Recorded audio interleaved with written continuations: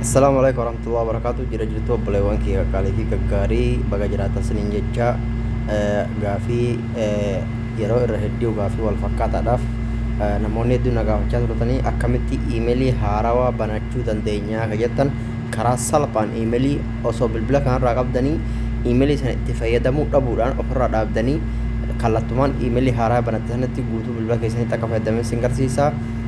Nafaana turas ni jedha namoota gaafii kana irra deebitanii gaafachuudhaafis hunda keessanuu deebii taadha yaada. Akkasumas obboleewwan kiyya dhaqaas YouTube channel kiyya dhaqaas subscribe godhaa barnoota hedduu achi keessaa argattanii wantoota amma na gaafattan kana hundallee achi keessaa argachuu dandeessanii. Channel kiyya Adam Tuubee jedhama, barnoota hedduu of keessaa qaba. Akkuma argaa jirtan kana barnoonni hedduu achirratti argachuu dandeessanii. Adam Tuubee jettanii barreessitan ni argattanii. Akkasumas fuula tiktokii kiyya fuula duratti profaayilii jalatti liinkii kaa'een jira. Akka duraa miti tiktokii waan kaasee jiruufu liinkiidha amma kan hin kaa'eeru yeroo seentan kunoo liinkii bakka kana kan hin kaa'eeru liinkii YouTube channel kiyya as jala jira jechaadha. Gaafii obboleessii namni asii na gaafattan keessa karaa salphaadhaan akkaataa wanni iimeela haaraa itti banachuu dandeessan sin garsiisa. Nafaana tura asiin giimel keessa yeroo seenne yeroo giimel keessa seennetti karaa salphaadhaan bakka profaayilii kanarra cuqaastanii jechaadha.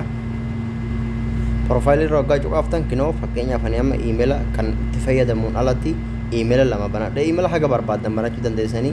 Amma iimeela haaraa banachuudhaaf maal gootanii bakka tana tuqxanii jecha bakka tanarra cuqaaftanii jecha.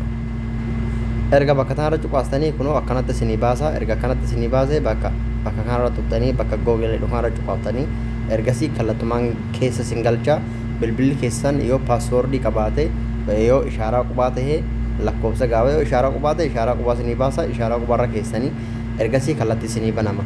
Erga kallattii isinii baname akkaawuntii isin banachuu barbaaddan karaa gadii sana daayirektii amma akkaawuntiitti barreessitanii asitti akkuma argaa jirtan kana create account ka'ee irra cuqaastanii jecha. Create account irratti erga cuqaastaniin booda for myself ka'ee fi ka gara gadii ka bizinesaati. Kuni ka bizinesaati namoota bizinesa qabdanii fi waa'ee wantoota garaagaraa sooshaal miidiyaa irratti gurguruudhaaf qopheessitan kan garsiisu ta'u ka gadii kanarra banattanii yoo ka dhuunfaa ta'e ka gara olii kanarra banattanii jechaadha. Amma ka dhuunfaa waan ta'eef gara olii kanarratti banadhaa. Asitti first name barreessa jechaadha. Asitti maqaan barreessaa jecha. Maqaan barreessaa fakkeenyaaf maquma kiyyaan barreessaa Adam jedheen barreessaa. Akkasitti aanus akkasuma maqaa kiyya irraa fi jalaan itti guutan jira. Amma bara dhalootaa si gaafata. Bara dhalootaa guyyaan iimeelii warroonni iimeelii amma dura sin badas iimeelii ulaagaa 4 saanduqa 4 kana keessatti sin gaafatu. Fakkeenyaaf guyyaa 10 baatii maalii keessa akka ta'e bara meeqa keessa dhalattanii akka banattan dhiira moo dhalaa ta'uu keessan adda baafattanii yoo dhiira ta'e ka gadi meel kee yoo immoo dhalaa ta'e faameel kee irratti ka dhiira irratti cuqaasa. Akkaawuntii iimeelii keessan yeroo dhiiraaf itti fayyadamuudhaaf guyyaa dhalootaa bara dhalootaa baatii dhiiraaf hin hadhoo waan isin irratti seef gootasan yoo hin qabaanne gonkumaa iimeelii keessa isinii deebuu hin danda'u. Asuma irratti qabaadha. Ergasii next jedha.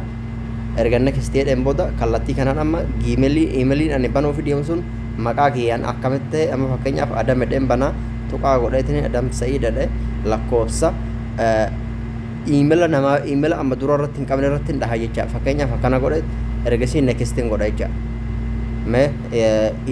Kana namatu qabata haa ta'a akkasiin adida jecha. Kunoo amma kallattumaan baname maal gaafata amma paaswoordii gaafata. Paaswoordiin yookaan lakkoofsa bilbilaatti naqxa yookaan immoo paaswoordii mataa keessanii 8 ol ta'uu qaba jecha. Fakkeenyaaf 8 ol ta'uu qaba. Ani akkanatti lakkoofsa tokko haga 8 itti naqee next godhe hin fudhanne.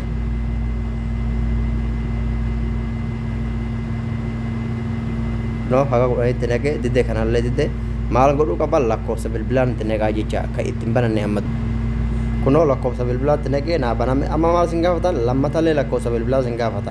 Maal godhuu qabdan isin lakkoofsa bilbilaa sana ifirraa dhiistanii akka gadi bakka iskiip bakkeetti sanarra cuqaastan. Yoo yeezirra tuqxanii lakkoofsa bilbilaa sin gaafata. Iskiip irra gootanii erga iskiip irra gootaniin booda maal tahan sinirraa kallattumaan iimeelli keessan daayirekti kunoo akkuma argaa jirtan kana iimeelli kiyya akka ajaa'iba naa banameera jecha. Nekistiin godhaa raa'adha jecha. Erga nekistii godheen booda iimeelli kiyya dalagaa isaa eegalaa jechaadha. Kun akkuma argaa jirtan ol buleetiin ammas ageer godhaa raadhee jecha. Raadhee kallattiidhumaan naa banamee jecha email kiyya itti fayyadamuu alatti wanni tokko hafuu waan jiru akkuma argaa jirtan kinoo Google service keedhu kun dalagaa eegalee jecha erga Google service jedhee waliigalatti banamee jecha. Akkasitti itti fayyadamaa isiniin jedha. Assalaamu alaykum warahmatullahi wabarakatuh. Like, share, subscribe gochuun dagatinaa chaanaala namni hundi keessanuu warroota waa dalagan jajjabeessa TikTok kiyyallee follow naa godha. Ammallee riippoortiin narraa hin kaane riippoortii yeroo hedduu irra deebisee yeroo viidiyoo gadhiisaa jira riippoortiin dafee narratti gubaa jira. Sawwaan ta'eefuu kunillee gubachuun ni mala. Amma dura akkaawuntii 4 narra gubate kun 5ffaadha. Kakuma 10 qabu kakuma 5 qabu dafee yeroo banadhallee dafeetuma narra gubaa jiranii riippoortii kan narraa kaasaa liinkii koppii godhaadha. Fakkeenyaaf yeroo viidiyoo liinkii koppii osoo hin jedhan Assalamu alaikum warahmatullahi wabarakatuh. Jira liinkii koppii jechuun tuqaa arma gadii kana tuqxanii as tuqxanii sheerii kana baasa jecha. Liinkii koppiin kunoo argaa jirtan gubbaa irratti dhahee yaada kunoo kana liinkii koppii har'a cuqaastanii jecha. Liinkii koppiin hedduu nama fayyada. Liinkii koppii kana gochuun dagatinaa galata.